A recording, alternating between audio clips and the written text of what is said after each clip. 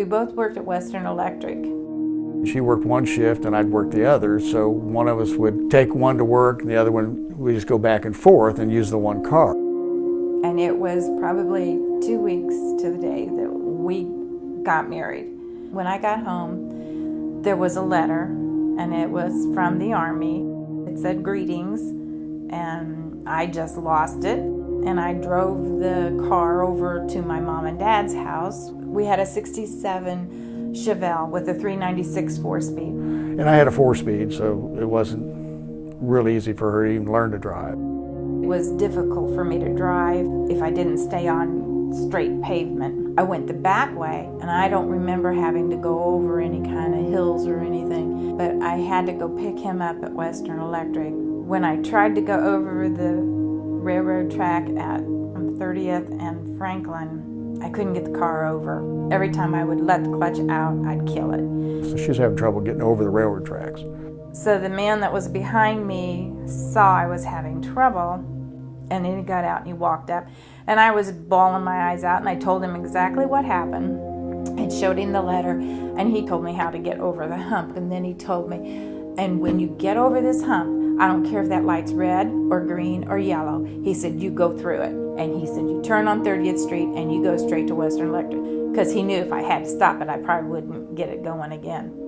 I got the greetings letter and got there early, supposed to be there at 7 o'clock, got there a little bit early, and Vicki parked the car and I went upstairs to make sure I was in the right place and all that kind of stuff. So come back downstairs, told her goodbye, kissed her and everything. Went back up, and I'm 6th one in line now. The drill sergeant come out and went 1, 2, 3, 4, 5. Follow me. And one of the guys said, well, where are we going? He goes, shut up, you're a Marine now. Yeah, I did basic in Kentucky, which was just general.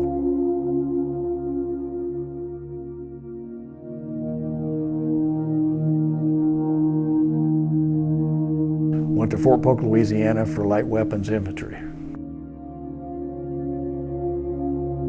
The nickname for Fort Polk, Louisiana was Little Vietnam.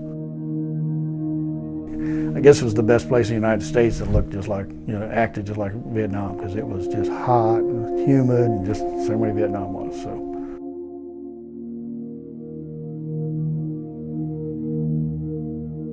Everything in the Army is given by your last name. A through S went to Vietnam. TUV went to Panama City, and then WXYZ went to Fort Hood, Texas. If you're going to be trained to be a door gunner on a chopper, then you're going to Vietnam.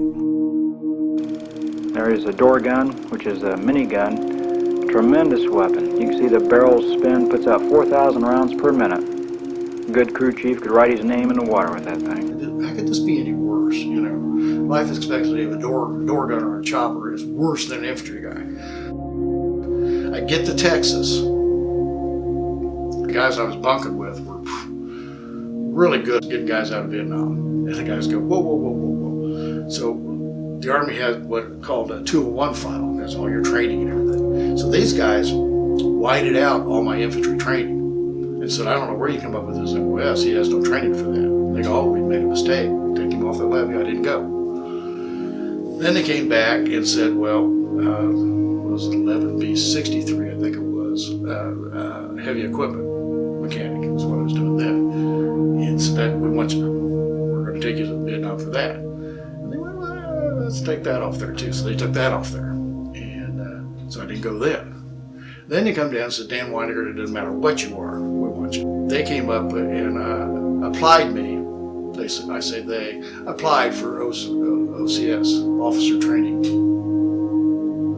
to be an officer. And I passed all the entrance exams. I did everything I was supposed to do. I had to go in front of the captain. And he goes, I see all this, all your numbers are good, and this is good, your reasons are good, everything really looks good. He said, the only problem I have is who you bunk with. And he goes, Wineinger, you're going to Vietnam. So I went back, accepted it. The guys in my room said, no, we can go to the chaplain. We've got other avenues. I said, guys, look, I'm going. We'll take care of it. I'm going to go. And the first thing the guy asked me, can you type? No, it's an administration company. He said, motor pool. I can do that. So put me in the motor pool. And from then on, it was, they figured out I could turn wrenches better than I could shoot.